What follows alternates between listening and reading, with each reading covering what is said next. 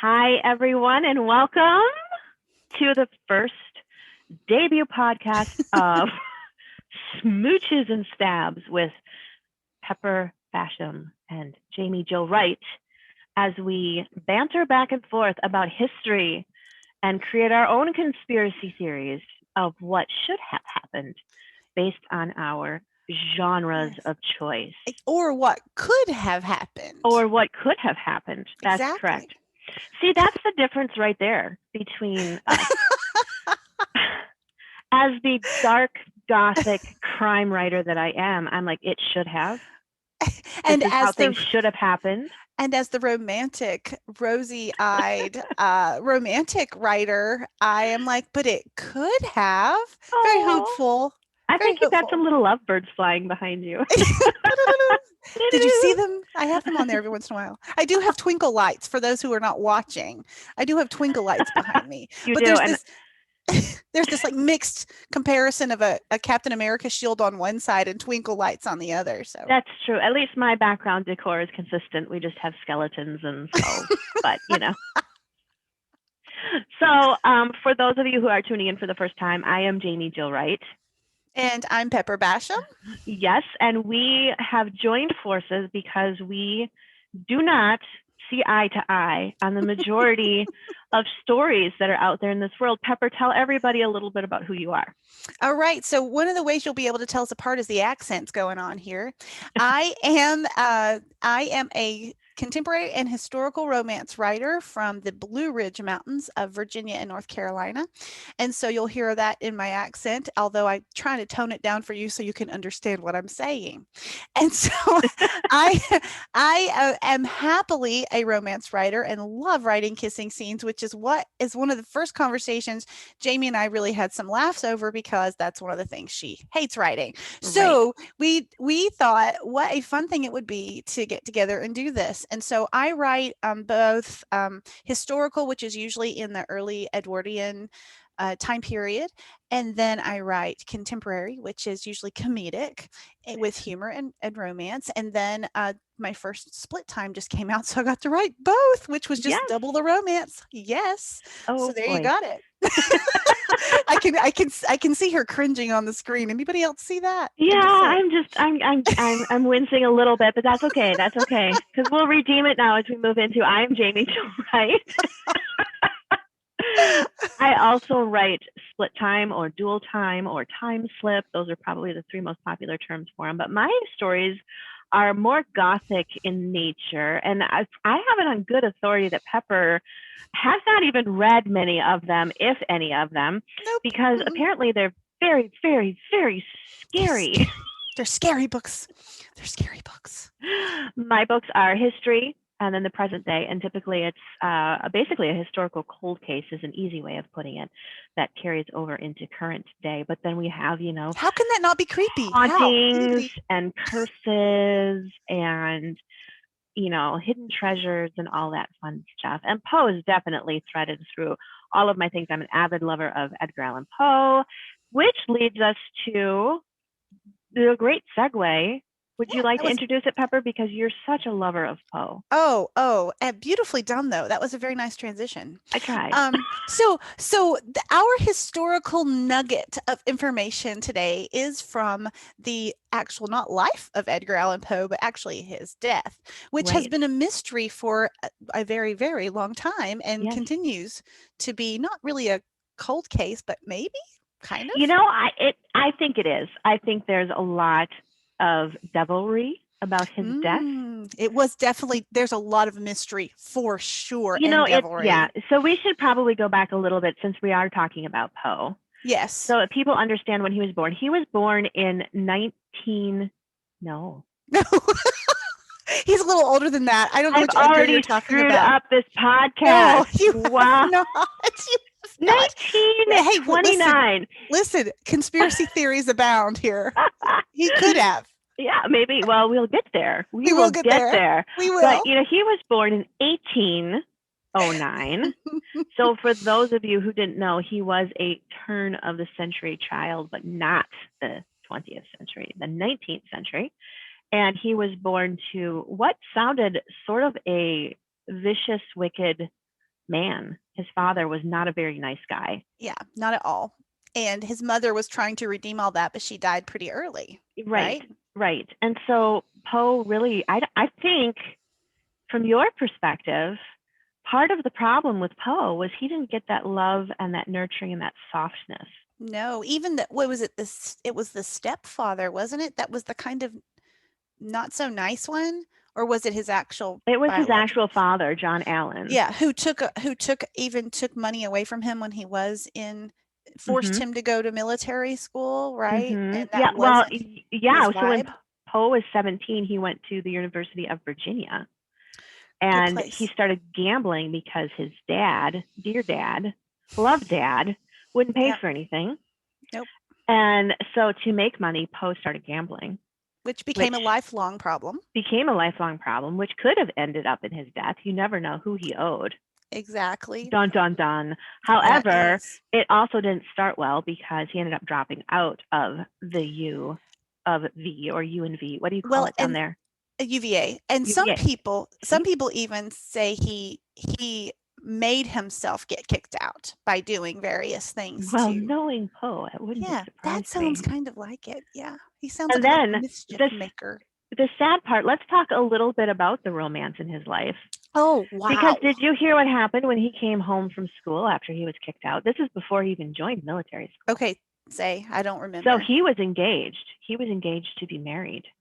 And when he came back, she had fallen for another man. So the first slam to his heart. Yes. Oh. And then how long did he wait before he married the very younger woman? Oh, I don't think he waited too long. No, his cousin, isn't that right? Yeah, it was his cousin, Virginia, his aunt Maria's daughter, Virginia, was like carrying Poe's love letters to his love interests for him. Whoa, that Yes. is cool. And she soon became as the Poe Museum writes it, which I'm cheating and looking on the screen, she became the object of his. Very Cyrano de Bergerac. Very nice. La, monsieur. The messenger is the one who ends up getting the romance. So Poe from Virginia fell in love with Virginia. Ooh, it was all planned. It sounds very non-coincidental. I'm going to throw in a hitch here in Poe's life story. This is where it really starts bothering me, because I don't think there's any romance to the fact that he was from Virginia and married Virginia. I think there was an underlying sense of psychopath planning to Poe, that he just linked these things together, because then he ends up in West Point and he doesn't do good at West Point either. It's like he needs to be in Virginia with Virginia and thrive in Virginia. It's like he needs to be in the pit of his own personal hell.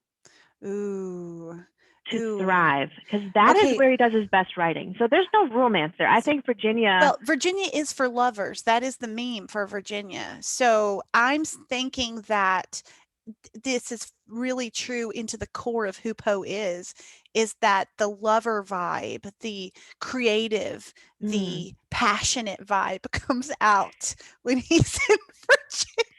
Right, the passionate vibe. The book of short stories that he published in Virginia called Tales of the Grotesque and Arabesque. Well, passion can take different turns. Can you imagine being married to Poe and being Virginia, and you're like laying in bed and the candles are glowing and flickering and everything is romantically beautiful, and then Poe walks in and goes, "Honey, I need to read you the Tales of the Grotesque and the Arabesque." Wait. So I've got to ask, do you do that to your husband? I do not. Although he does get disturbed though, because often I'm reading something about a serial killer or something. But romance has not been my strong point. Well, and Poe may not have read those to Virginia because he wanted to woo her instead of frighten her. So he was like, Yeah. these will have to be my own internal demons that I have to carry and then put out on the True. And page. if he is a psychopath, as I sort of believe he is, then he Yes. used the wooing side of his nature as a form of manipulation, not romance. Ooh, see, I see him as the need. He's searching for love, constantly searching for that one. I see him as this frustrated romantic who is looking for that one person that is going to be his You have true a love. bleeding heart for Poe. I do. I do. I have a bleeding heart for most people. Remember, I am the one Please who's tell the me head you of don't the write letters to people in prison. Not yet. Haven't gotten there yet. I have written letters to movie stars before. I accidentally private messaged Chris Pratt. He hasn't messaged back yet. But I private messaged Robert Downey Jr. did you? Well, at least we Yes. go for superheroes. Exactly. That's Super another duper. podcast for another That day. is definitely another podcast for the day. Okay, so what happens? So we get to the mystery. We get to the mystery. So we get to the mystery. So basically, Virginia kicked the can. She died. She got tuberculosis. So they say. So they Dun, say. dun, dun. I'm not sure how you fake tuberculosis, so we'll just give that one and say he didn't murder his first wife. Then he reconnects with his first fiancée. Exactly. Whose name is not Virginia, but it's Elmira. Wow. And see, yeah, dang, you did get it. I wasn't sure if you were going to get it. For those of you who haven't got it, Pepper, would you like to tell them what you just The Addams family's wonderful mother's name is Elmira. I wonder if there's a connection. Ooh. I wonder if that, anyway, other story. Anyway, so he became engaged for the second time to Elmira, and by now he's nearing 40. So we've kind of jumped from his teenage years. Now he's had a successful writing career, mostly based on writing The Raven, which was what launched him into the public eye. But still, I mean, was he happily married to Virginia? Which makes you wonder he could have been with the age gap, but he also could have been more of a, if you're thinking as a sociopath, a manipulated relationship, or if I'm thinking a frustrated romantic. Was he constantly still searching for something else? I don't know. And maybe he's dying maybe he's like dying inside of heartbreak, which leads him back to the first woman who broke his heart, Elmira. Who he never really had forgotten. It's sort of a desperate move. Yeah, it feels Are you that going way. to snap every time you say Elmira? I just like it. I just like thinking that. So anyway, he was on his way to visit Elmira. Here's where his story gets interesting. He's on his way to visit his long-lost fiancée, and she lived in Philadelphia. However, he stopped in Baltimore, and he disappears, falls off the grid. No GPS tracking on Poe for 5 days. Wasn't he traveling from Virginia, by the way, to Philadelphia? Yes. Well, he was okay. It says on the Poe Museum they find he was him on a return Baltimore? trip. He was from a trip to Philadelphia to New York. Is where he was. So he was traveling from New York. He was traveling to New York. To New York. And he was going to do a stopover in Philadelphia to see Miss Elmira, and then he stopped at Baltimore and he disappeared for 5 days, off the grid, completely off the grid. 5 days later, he's found in the bar room of a public house that was being used for a polling place for an election. Mm-hmm. When they found him, the magazine editor, Joseph Snodgrass, sent Poe to the hospital where he spent the last days of his life, uttering strange things, totally delirious, and then he dies. And the one word that he kept saying that they did identify was Reynolds. Reynolds. And no one could find any relationship to him and any Reynolds. Correct. So a couple theories that I've heard about his death is, one, he was found in a polling place. Well, back in those days, they would kidnap people, drug them, and then make these people take the identity of somebody else to boost votes for their political parties. So that's one illegal theory. Voting, basically. Illegal voting, basically. And that's one theory. Maybe it doesn't really have anything to do with Poe's life. I find that theory very uninspiring. It's uninspiring. I mean, he comes back in clothes that aren't even his. Right. Secondhand clothes. They find him in clothes that aren't even his own clothes. He's delirious, unable, and he leaves. Evidently, all we know is when he left to head toward New York, he was coherent. He was able to have conversations, all this sort of stuff. So that's a little tricky. Well, and the thing is, when they put him in the hospital, you could argue the fact that maybe he was drugged, but you would think the drugs would wear off. I mean, I get that they don't have IVs and all that back then to flush out of your system, but it wasn't like they took him to the hospital and he died 10 hours later. He was there for a few days at least. Exactly. So and think even the drugs would start flushing naturally. Exactly. And you would think too that if it was one of the other conspiracy theories is that it was his alcoholism finally taking effect. But but 5 days, would he still have been delirious all that time? I have a hard time picturing that. Even with alcoholism, he would have been, maybe getting the shakes and losing his temper and going a little bananas that way. Right. But to not know who he is and to only say Reynolds and then mutter these other unintelligible words, it's like he was trying to out his killer. I think he was trying to out something else, but that's for another podcast. Oh. But I have to put on my rose-colored glasses to really. I am wearing pink heart-shaped glasses right now. For those of you only listening to the podcast, she just changed her glasses to massive plastic red heart glasses. Exactly. Right after Valentine's Day, they went on sale for 50 cents. And you bought them, and you heard them calling proudly. my name. Yes. Oh my goodness. I do. Yeah, I knew once we got to talking about Poe's death that you'd have a romantic spin on it. I do. I think we don't know where he was for 5 days. We don't. I think he time traveled. I do. Dramatic pause. Yes. Time travel. Yes. I think Poe time traveled, and here's the theory. Okay. He came back, and because time travel is such an altering sort of thing, he went crazy because you can't, if you mention what happens in the time where you traveled, you will alter time, and that can't happen. So the curse of time traveling is coming back and not being able to speak about it. But because he was such a passionate person and he was so the lover of story, he had this drive to need to tell about it because, wow, right? I time traveled. Okay. But one of the curses of time traveling is you can't talk about it if you've had the chance to do it. And maybe it sucked enough life out of his brain that it just sucked his life out, period. Very possible. Very possible. I could potentially get behind this theory if it doesn't end in like this sordid love affair. But I have a feeling totally that's where you're assorted. going. It's totally, I know exactly what happened to him in those days that he was missing in Okay, his time traveling experience. Before you go there, in fact, I think we should save that for our next podcast. I totally think so. And I think we should part 2 this. Yep. So we'll part 2 the time travel theory as it pertains to Pepper Basham. However, I want to say that even if we go with the time travel theory, here's my theory. Okay, here's your theory. Here's my theory. Are you ready? I'm ready. He became best friends with Jack the Ripper. Now, they are not completely too far apart in years, in all honesty.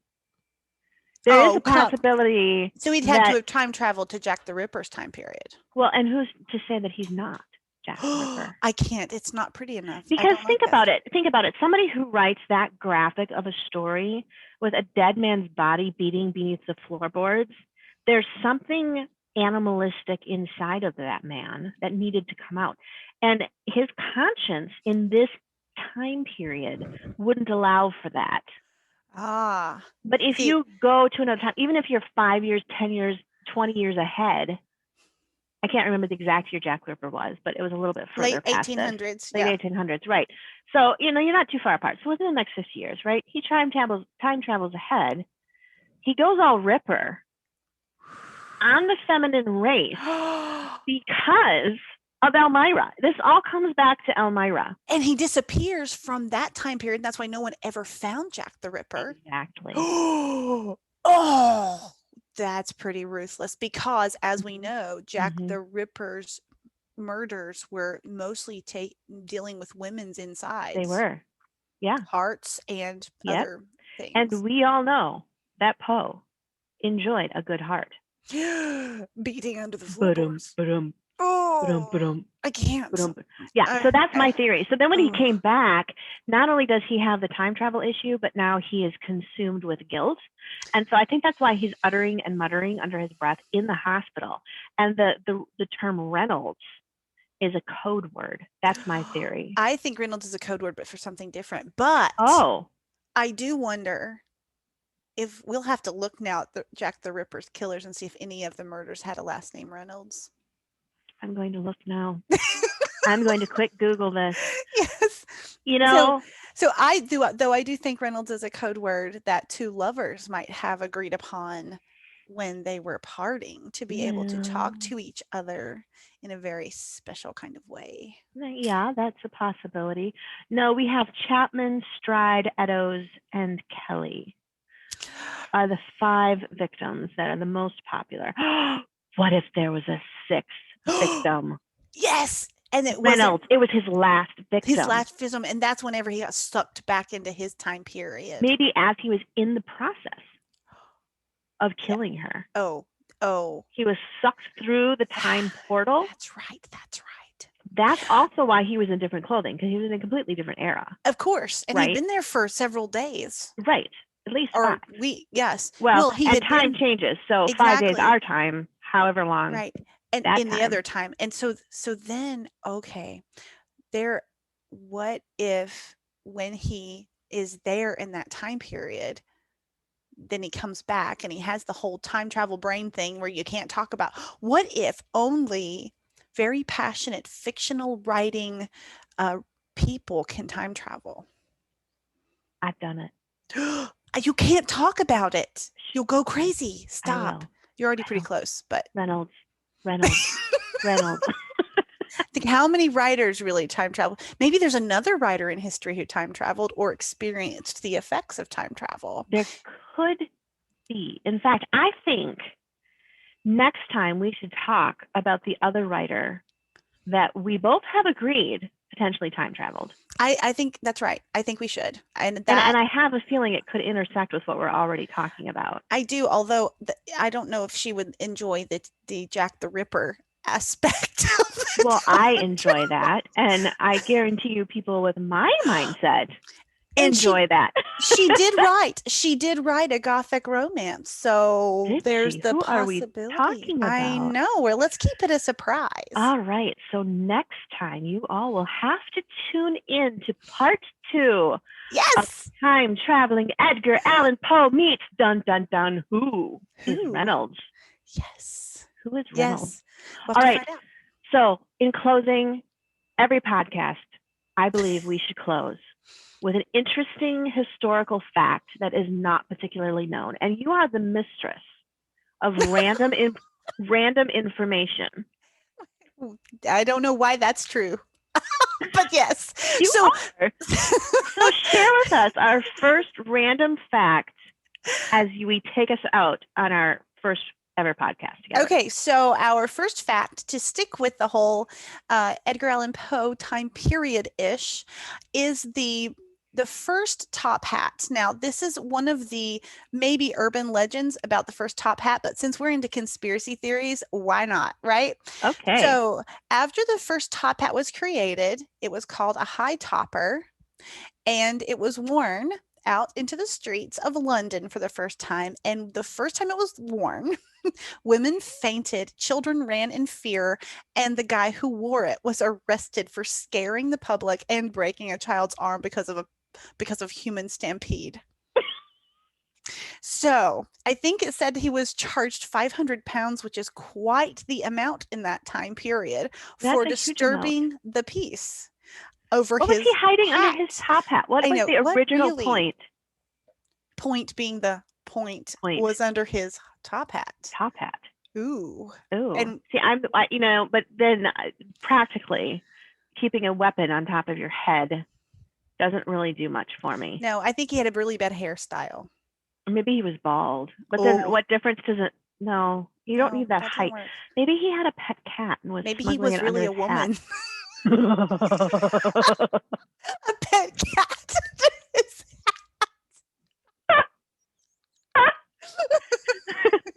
Asian woman, and a pet cat. Well, y'all, there we go. We are finishing for today. We have finished our first episode of Smooches and Stabs podcast with Jaime Jill Wright and Pepper Basham. And we hope you join us next time. Yes. As we continue to explore part 2 of Edgar Allan Poe's mysterious last mutterings. Ooh, Reynolds. Have a good day, everyone. Thank you for joining us. Bye-bye.